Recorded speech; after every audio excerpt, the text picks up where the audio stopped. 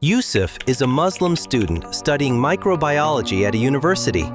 His teacher, Mr. Alex, is a committed atheist who was well known on campus for his challenging religious questions and beliefs with logical arguments. One day during class, Mr. Alex asked Yusuf a question about his religion.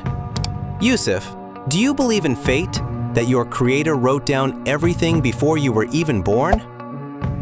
Yusuf was surprised and slightly embarrassed that his microbiology teacher had suddenly brought up religion in class. Mr. Alex looked at him with curiosity, waiting for an answer. "Yes, sir," Yusuf replied. "As a Muslim, I believe in fate. It is one of the core fundamental beliefs of Islam." Mr. Alex continued, "Do you believe that whatever happens in your future was already written long before you came into this world?"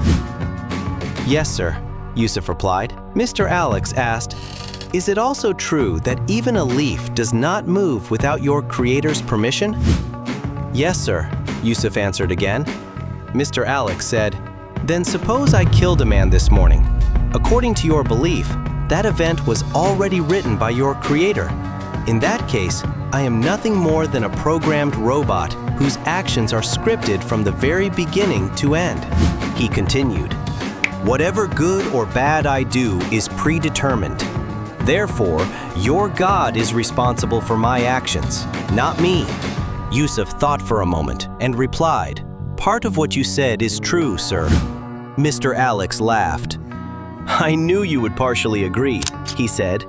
"Now you're going to tell me that God gave us free will and an intelligent mind to distinguish between right and wrong, aren't you?" "Yes, sir," Yusuf replied. Mr. Alex shook his head. "That's a weak argument. Imagine I give you a shopping list and tell you to buy exactly what is written on it. Later, someone asks me what Yusuf bought, and I reply, 'Yusuf bought whatever he personally liked to eat.' Yusuf immediately answered, 'No, sir, that would be a great lie.' "Exactly," Mr. Alex said loudly. "I would be lying. That's what your God is supposedly doing. He writes down our future, we do exactly what is written, and then we are rewarded or punished for actions we never truly chose to perform." Mr. Alex smiled and asked, "Do you understand my point now, dear?"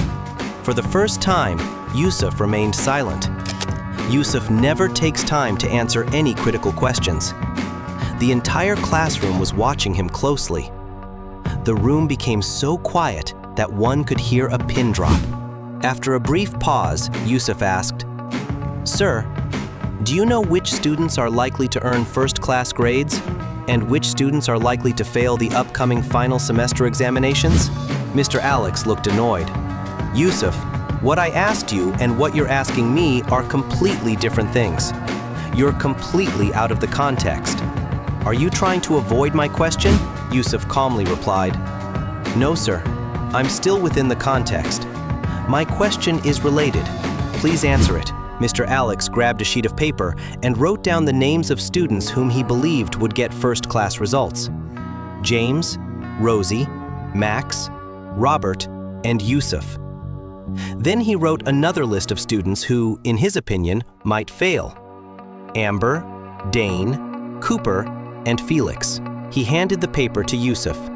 Yusuf read the names carefully.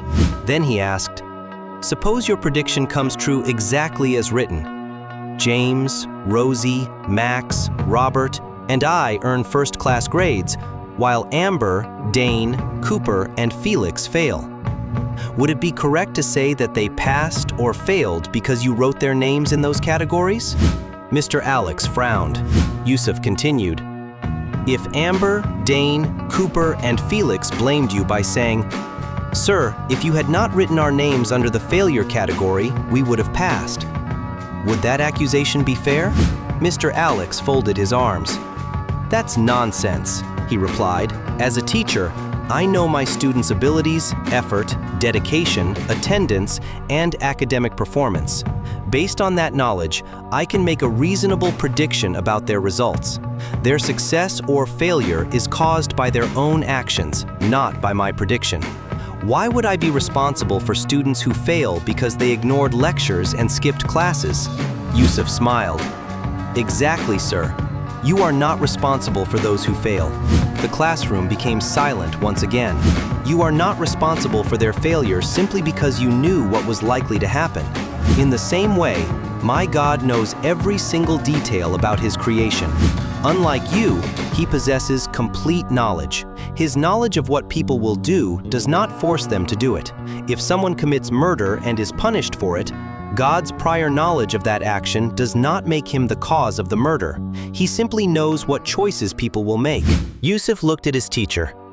"Is it clear now, sir?" Mr. Alex's expression changed.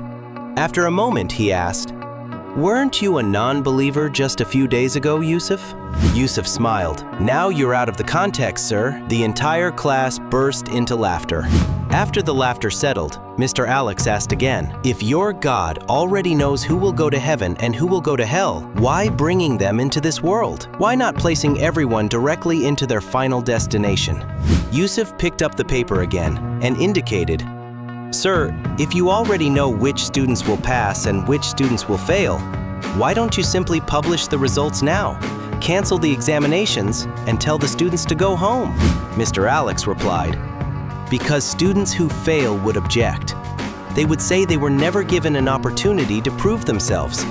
They would claim that they could have passed if they had been allowed to take part in the exam." Yusuf nodded. He said, "Exactly, sir. If God placed all the people directly into heaven or hell without allowing them to live their lives, those who ended up in hell could make the same argument. They could say, 'I was never given a chance to prove who I truly was.' They might argue that they deserved an opportunity to demonstrate their choices through their actions." The classroom was stunned.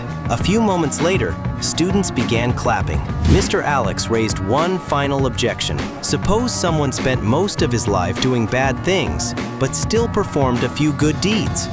Isn't it unfair for that person to be punished despite the good stuff he did? Yusuf thought for a moment. Then he asked, "Sir, what is water made of?" Mr. Alex was about to complain that the question was unrelated, but for some reason, he stopped himself. He replied, "Water is made of 2 parts hydrogen and 1 part oxygen, H2O. Yusuf asked, "Can you make water with 1 part hydrogen and 1 part oxygen?" "No," Mr. Alex replied. "Of course not." Yusuf said, "Exactly, sir. Just as water requires the correct composition, certain outcomes require certain conditions. A person cannot expect paradise merely because he performed a small amount of good while spending most of his life doing evil. Actions are judged as a whole, not by isolated examples." The classroom became quiet again. Mr. Alex did not immediately respond. For the first time that day, he appeared more thoughtful than argumentative. The lecture eventually continued. However, the discussion remained in the minds of many students long after the class had ended.